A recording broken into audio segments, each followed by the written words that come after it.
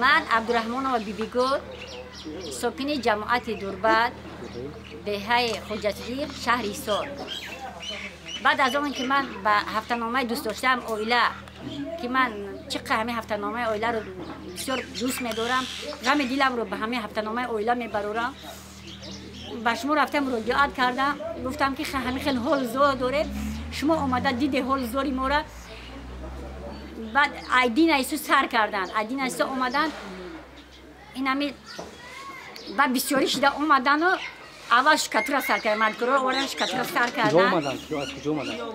از طرف رئیس جماعت اومد، من که گفتم که شکایت کردگیم، با اینا گفتن که در کجا، من گفتم فلان جاده، با اینا شدن عقفای کار و رفتن با آدما را جمع کردن، با آدما نماینده حکومت اومد، خب با این خیلی شکتور سر کردن و با شیشه تریزور آوردن شیناندن، پتلکا را آوردن اون خونه را پرت افتن، بعد بلدوزر را آوردن همینجا را این هوار کردن. من از شما هفته‌نامه اویلا هزاران بود می‌دارم.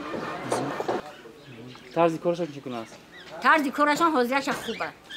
هزار رحمت برای رئیس جماعت و حکومت ناحیه شهر ایسار جمعه‌زاده شریف جان.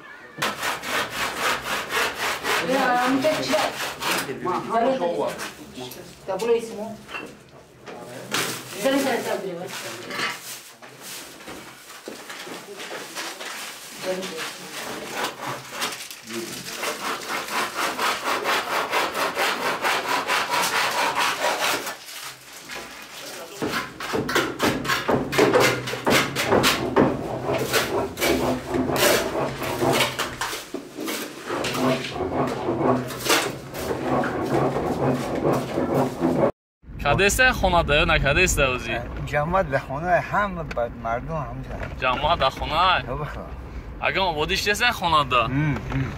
میدانی که مردم تاجیک برای تو زوجا همه غمخوری کدیسته پول جمع کدیسته برای خود. خیلی حقشان دو نمیکنی مردم تاجیکا؟